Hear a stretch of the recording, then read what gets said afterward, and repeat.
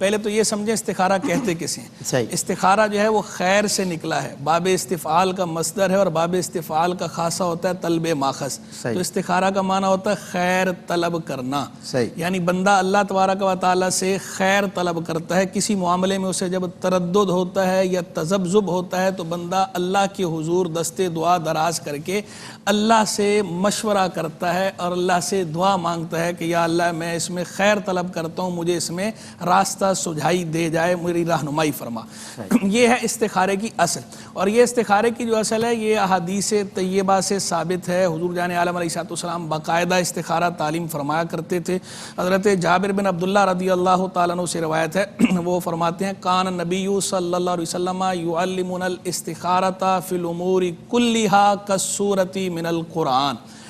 اللہ کے نبی علیہ السلام ہمیں تمام امور میں استخارے کی تعلیم اس طرح دیتے تھے جیسے قرآن کی کسی سورت کی تعلیم دیتے تھے، یعنی آپ اس کی تعلیم کا ایسا اہتمام فرماتے تھے، تاکید۔ اور پھر آگے حضور جان عالم علیہ السلام نے ارشاد فرمایا اذا ہم احدکم بالامر فلیرکع رکعتین من غیر الفریدہ، کہ جب تم میں سے کسی کو کوئی معاملہ درپیش ہو تو وہ فرض کے سوا 2 رکعتیں پڑھے، یعنی فرض کے سوا کہہ دیا یعنی نفل، 2 رکعتیں نفل پڑھنی ہیں۔ ثم یقول، پھر یہ دعا مانگے، آگے وہ دعا تعلیم فرمائی، اللہم انی استخیرک بعلمک واستقدرک بقدرتک واسألک من فضلک العظیم فانک تقدر ولا اقدر وتعلم ولا اعلم وانت علام الغیوب، اللہم ان کنت تعلم ان ھذا الامر خیر لی فی دینی ومعاشی وعاقبۃ امری وعاجلہ وآجلہ فاقدرہ لی وإن کنت تعلم ان ھذا الامر شر لی فی دینی ومعاشی وعاقبۃ امری وآجلہ وآجلہ فاصرف عنی واصرفنی عنہ واقدر لی الخیر حیث کان ثم ردنی بہ۔ اس کا میں خلاصہ بھی بتا دیتا ہوں، مفہوم کیا ہے اس کا۔ دعا طویل ہے، اس کا مفہوم اتنا ہے کہ بندہ اللہ تبارک و تعالیٰ سے عرض کر رہا ہے کہ اللہ میں تیرے علم کو لے کر تیرے علم کے طفیل تجھ سے خیر طلب کرتا ہوں، تیری قدرت کا تجھے واسطہ دیتا ہوں، تیرے عظیم فضل کا تجھ سے سوال کرتا ہوں۔ تو قادر ہے، میں قادر نہیں ہوں، تو جانتا ہے، میں نہیں جانتا۔ اے اللہ اگر تو جانتا ہے کہ اس معاملے میں میرے دین کی خیر ہے، میری دنیا کی خیر ہے، میرے انجام کی خیر ہے، اور جلد یا بدیر دونوں صورتوں میں میرے لیے خیر ہے، اس میں تو اس خیر کو میرے لیے مقدر فرما دے۔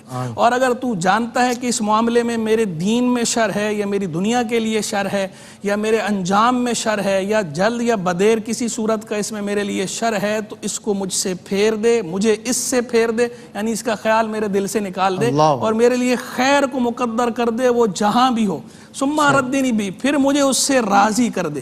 اگر دعا کے الفاظ پہ غور کریں تو کیا جو ہے وہ ایمان کی تلقین ہمیں کی جا رہی ہے کہ بندے کا تعلق اللہ کے ساتھ کیسا ہونا چاہیے اور کس طرح اللہ کی رضا پہ راضی ہونا چاہیے، کس طرح اللہ کی حضور چیزوں کو طلب کرنا چاہیے، اللہ سے سوال کیسے کرنا چاہیے۔ کیا پیارا تعلیم فرمایا ہے حضور جان عالم علیہ السلام نے۔ تو یہ احادیث میں تعلیم فرمائی گئی ہے استخارے کی۔ تو پتہ چلا کہ استخارے کی اصل کیا ہے۔ استخارے کی اصل یہ ہے کہ آپ نے 2 رکعت نفل پڑھنے ہیں، پھر دعا مانگنی ہے۔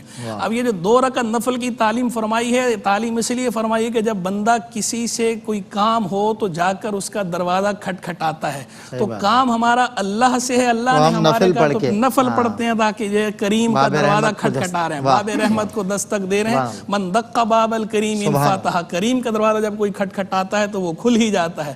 پھر دعا مانگے اللہ سے، اس کے بعد جو دل میں خیال جم جائے وہ کام کر لے۔ اس میں حدیث میں کوئی خواب کا ذکر نہیں ہے، قلبی میلان پھر قلبی میلان جہاں ہو اس پہ پھر جو ہے وہ اللہ پہ توکل کر کے وہ کام بندہ کر گزرے۔ اور اگر ایک دفعہ میں اطمینان نہ ہو تو 7 مرتبہ کرنے کی تعلیم دی گئی ہے، 7 سے زائد بھی کیا جا سکتا ہے۔